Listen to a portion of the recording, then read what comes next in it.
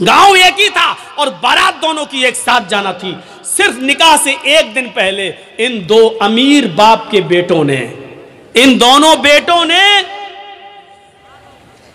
سوچا کیوں نہ ہم اپنے یار اور دوستوں کو بلا کر آج کی رات کو رنگین کر لیں اور ڈانس کروا لیں، ناچ کروائیں، گانے سے ہم اپنی محفل کو سجائیں. تو ان لوگوں نے دلی جا کر، دونوں بھائیوں نے دلی جا کر دلی سے کچھ طوائفوں کو پیسہ دیا اور پیسہ دے کر ان کو رات بھر گانے کے لیے اور ناچنے کے لیے وہاں سے بک کر لیا اور ان کو لے آئے.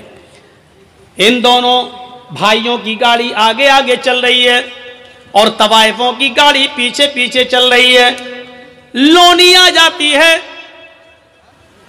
عشاء کی نماز ہو چکی ہے، محفل سج گئی ہے، یار دوست بھی آ گئے ہیں، پورے گھر کے اندر دوست بھرے پڑے ہیں. دلی سے جو طوائفیں آئی تھی انہوں نے اپنا کارکرم شروع کر دیا. کارکرم شروع ہو گیا، ناچ شروع ہو گیا، گانا شروع ہو گیا. طوائفوں نے اپنے ٹھمکے دکھانا شروع کر دیا، اپنی کمر مٹکانا شروع کر دی. گانے میں ایک سے ایک بے شرم و بے حیا گانے گانے لگے. یہ دونوں بھائی اور ان کے یار دوست مزے لے لے کر اس رات کا مزہ لے رہے ہیں، ان طوائفوں کے چھلکتے ہوئے جسم اور ان کی کمر کے مٹکنے کا اور ٹھمکوں کا آنند لے رہے ہیں. رات کب گزر گئی پتہ نہیں چلا، رات کب گزر گئی پتہ نہیں چلا. صبح فجر کی آذان کی آواز آنے لگتی ہے، اللہ اکبر اللہ اکبر اللہ اکبر اللہ اکبر. ان دونوں بھائیوں کے مکان سے کوئی 200-300 میٹر کی دوری پر مسجد ہے اور اس مسجد سے ایک مؤذن اذان دے رہا ہے. اس کی اذان کی آواز اس گھر میں بھی آ رہی ہے جہاں ناچ و گانا ہو رہا ہے.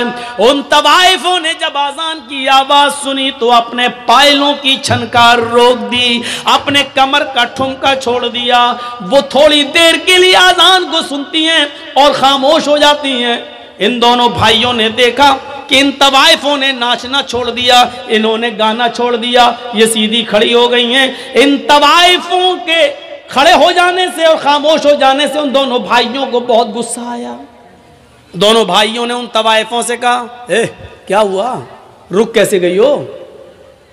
یہ ٹھمکے دکھانا، ناچنا اور گانا تم نے بند کیسے کر دیا؟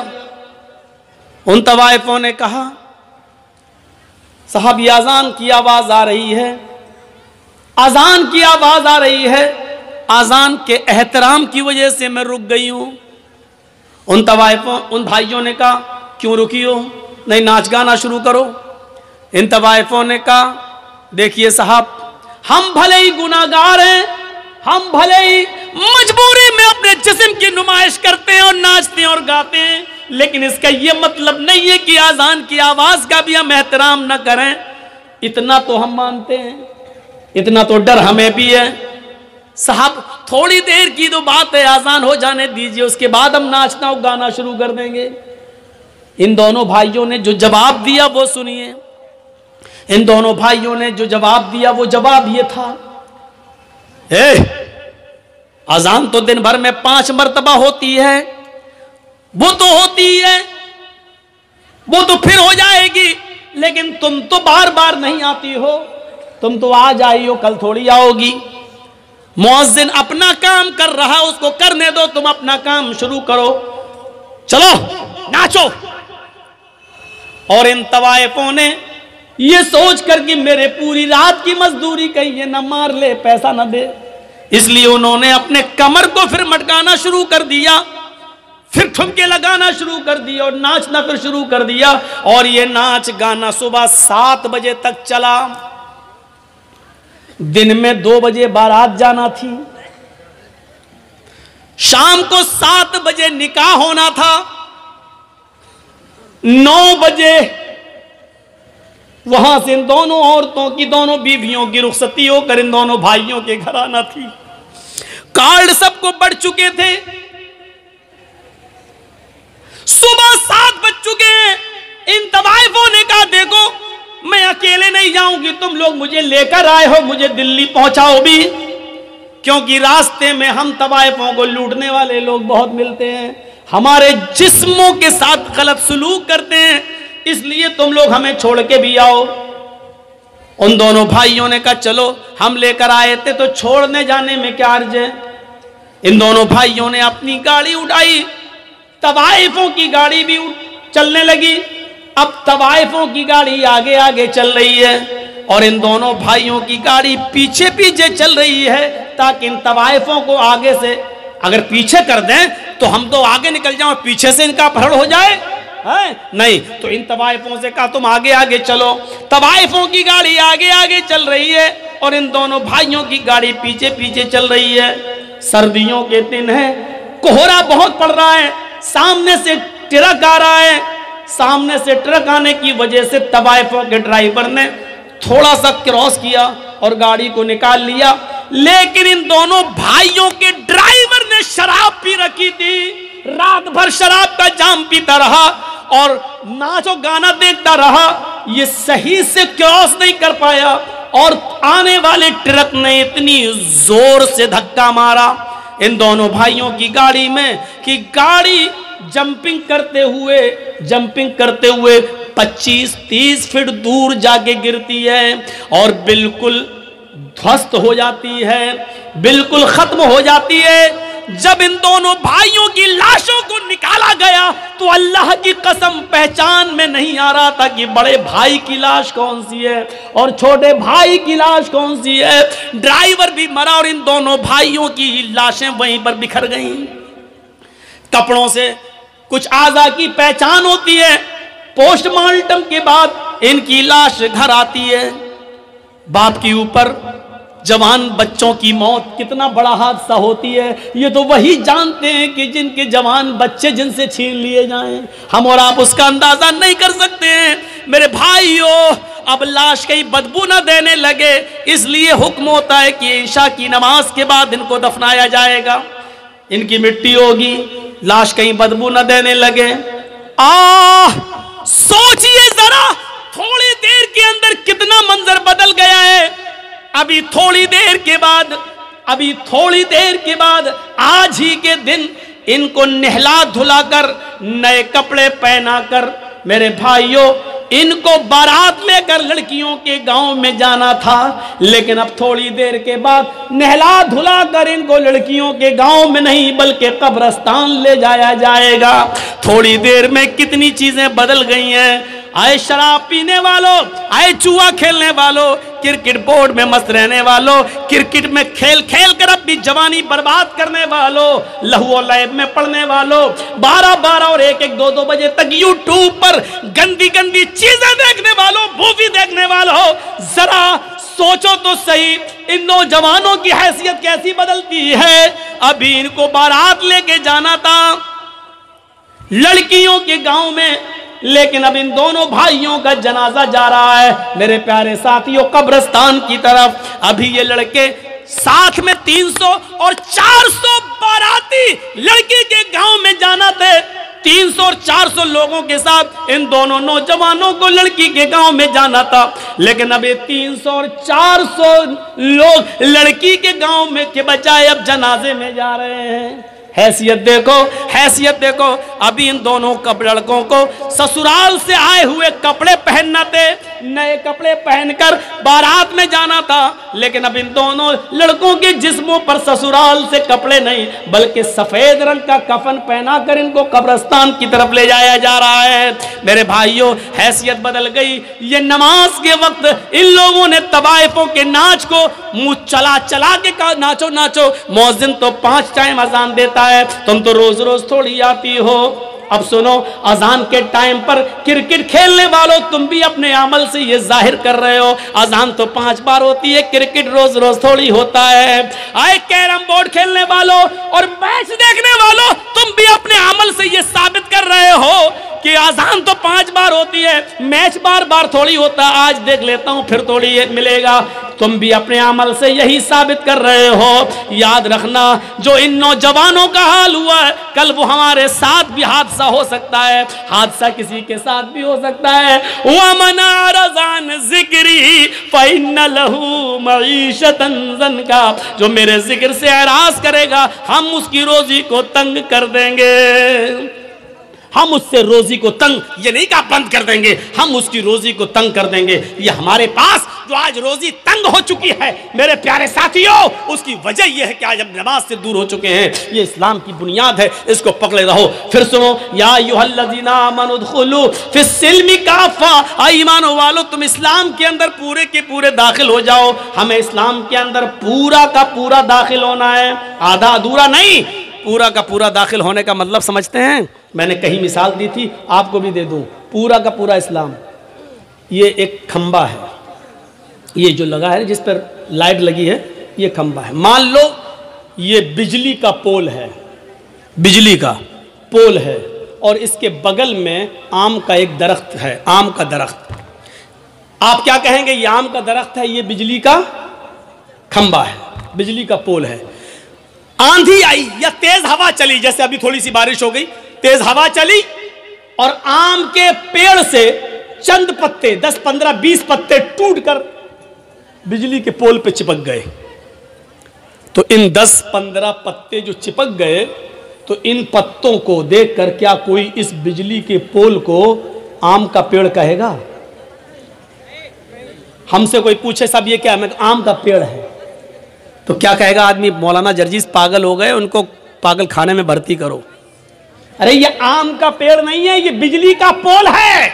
नहीं साहब, इसमें तो आम के पत्ते लगे हुए हैं। अरे 10-15 पत्ते वो वहां से गिरे, उस पर चिपक गए, तो 10-15-20 पत्तों के चिपकने की वजह से एक बिजली का पोल, आम का दरख्त नहीं हो सकता है।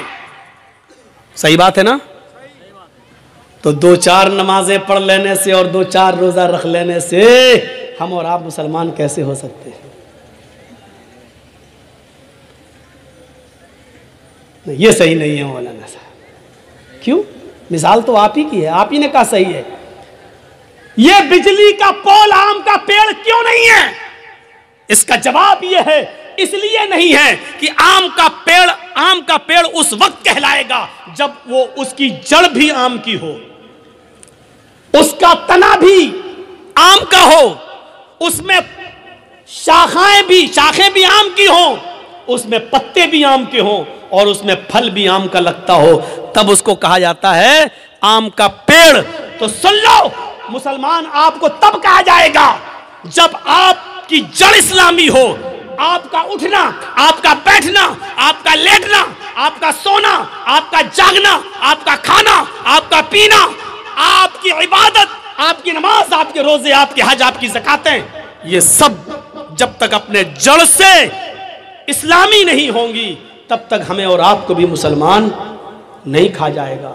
जिस तरह चंद पत्तों के चिपक जाने की वजह से बिजली का पोल, आम का पेड़ नहीं हो सकता, उसी तरीके से चंद इबादतें कर लेने की वजह से हम और आप पक्के मुसलमान नहीं। कुरान ने क्या कहा? मुसलमान मत बनो, या अय्युहल्लज़ीना आमनू उदखुलू फिस्सिल्मि काफ़ा, पूरे के पूरे इस्लाम के अंदर दाखिल हो जाओ। कैसे? एक गिलास उठाइए, मिसाल देता हूं। ये गिलास है, इसमें हम एक पत्थर है डाल देते हैं, ये लीजिए। अब आए नहीं रहा, मोबाइल ही छोटा बड़ा। चलिए मान लीजिए हमने एक पत्थर उठाया, इसमें पानी भरा हुआ है और एक पत्थर हमने इसके अंदर डाल दिया। दिख रहा है गिलास के अंदर पत्थर पड़ा है। 2 दिन के बाद आए, देख रहे हैं पर भी पत्थर पड़ा हुआ है। 2 दिन के बाद हमने निकाला और फेंक दिया। हमारा इस्लाम से ऐसा ताल्लुक़ नहीं होना चाहिए कि जब चाहें हम इस्लाम के अंदर दाखिल हो जाएं और जब चाहें हमको इस्लाम से निकाल दिया जाए। ऐसा नहीं होना चाहिए। ये पानी का एक गिलास है, जलेबी तो खाते ही होंगे। जलेबी में रंग पड़ता है ना, कलर, गुलाब जामुन वगैरह में, बूंदी वगैरह में, आप जो खाने वाला रंग है 2 रुपए का रंग ले आइए और इस पानी में डाल दीजिए और पानी रख दीजिए। अगर लाल रंग डाला है तो पानी कैसा हो जाएगा? लाल। ग्रीन कलर डाला है तो पानी कैसा हो जाएगा? ग्रीन। येलो कलर डाला है तो पानी कैसा हो जाएगा? येलो पीला। अब क्या आपके बाप भी रंग को पानी से अलग नहीं कर पाएंगे? करके दिखाओ। क्यों? पानी में जब रंग पड़ गया तो पानी ने फौरन रंग को अपने अंदर जज्ब कर लिया और रंग ने भी पानी को अपने रंग में ढाल लिया। दोनों तरफ से बात हुई ना।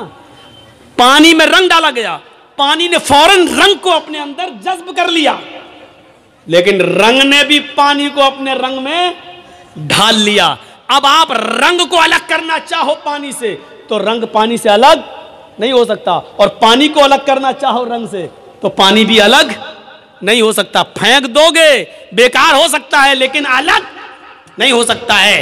ये ताल्लुक होना चाहिए हमारा इस्लाम के साथ, यानी इस्लाम हमारे अंदर ऐसा घुसा हुआ हो, ऐसा जज्ब हो जाए कि इस्लाम हमारे अंदर ऐसा जज्ब हो कि हम इस्लाम के मिजाज में ढल जाएं और इस्लाम हमें अपने अंदर जज्ब कर ले। फिर हमसे इस्लाम को निकाला जाए तो ना निकले, और इस्लाम को हमसे दूर किया जाए तो ना हो। जैसे सुमैया से इस्लाम दूर करवाया जा रहा है, लेकिन जान दे दी, लेकिन सुमैया से इस्लाम नहीं छुड़ा। हजरत बिलाल से इस्लाम छुड़ाया जा रहा है, लेकिन बिलाल ने कहा जान दे देंगे लेकिन इस्लाम नहीं छोड़ेंगे। मेरे प्यारे साथियों, इस्लाम के साथ हमारा ताल्लुक रंग और पानी की तरह होना चाहिए कि हमसे इस्लाम दूर किया जाए तो ना हो, और इस्लाम से हमको दूर किया जाए तो हमको दूर ना किया जा सके। यह ताल्लुक होना चाहिए हमारा इस्लाम के साथ। मेरे प्यारे भाइयों, ये इस्लाम के ताल्लुक से मैंने चंद बातें आपके सामने रखी हैं। इस्लाम ये मज़हब है, इस मज़हब को पहचानो। 2 घंटे की तकरीर में और कितनी बातें आपके सामने कही जा सकती हैं।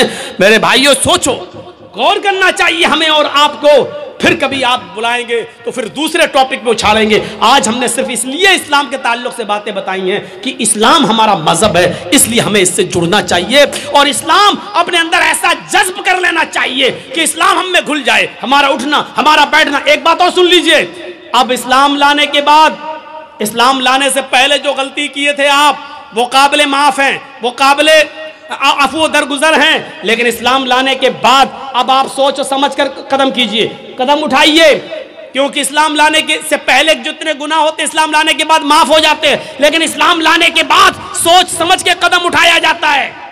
आपने स्कूल में पढ़ने वाले बच्चे को देखा है? स्कूल में पढ़ने आता बच्चा नर्सरी में पढ़ता है, फिर एलकेजी में आता, फिर यूकेजी में आता, फिर फर्स्ट में आता, फिर सेकंड में आता है। जब तक बच्चा 5th में नहीं आता उसको पेंसिल दी जाती है, पेंसिल, और रेजर दिया जाता है मिटाने के लिए। ए लिखो, बच्चा ए लिखता है, गलत लिख दिया, मिटाओ। बी लिखो, गलत लिख दिया, मिटाओ। बच्चा गलती बार बार करता है, रेजर से उसको मिटा दिया जाता है। लेकिन जब बच्चा 5th क्लास पास करके 6 में आ जाता है तो उसके हाथ में पेंसिल नहीं दी जाती बल्कि पेन दे दिया जाता है। क्यों? रेजर नहीं होती है उसके हाथ में। क्यों? अब तुम गलती करने के लायक नहीं हो, गलती करने की तुम्हारी उम्र गुजर चुकी है।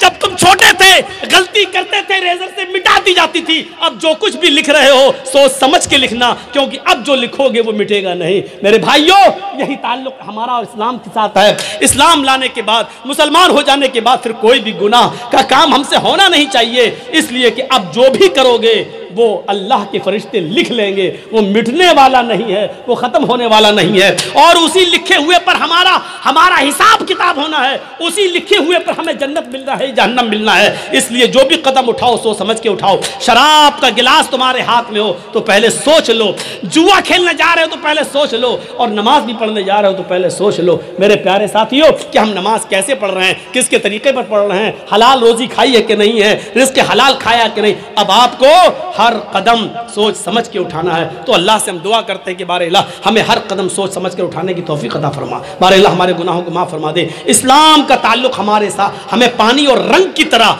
हमारे साथ कर दे कि रंग को पानी से अलग नहीं किया जा सकता, और पानी से इस्लाम रंग को अलग नहीं किया जा सकता। अल्लाह ऐसे ही इस्लाम हमारे अंदर दाखिल कर दे कि ना इस्लाम हमसे दूर हो, ना हम इस्लाम से दूर हो। बारे अल्लाह हमारे नौजवानों की इस्लाह फरमा, अल्लाह इनको 5 वक्त का नमाजी बना दे। अल्लाह रिज़्क़ हलाल की तौफीक अता फरमा। अल्लाह हमें इस्लाम की इज्जत करने की तौफीक अता फरमा और इस्लाम को दूसरों तक पहुंचाने की तौफीक अता फरमा। बारे अल्लाह इस वक्त हमारे हिंदुस्तान के हालात बड़े नाजुक हैं। अल्लाह ہمارے ہندوستان کو دوسری طرف لے جانے کی کوشش کی جا رہی ہے، ہمارے ملک بھارت کو ایک ایک چیز بیچ کر ہمارے بھارت کو غلام بنانے کی کوشش کی جا رہی ہے۔ اے اللہ اس بھارت کی حفاظت فرما لے، اے اللہ چوروں سے ڈکیتوں سے اس ملک کو محفوظ فرما دے۔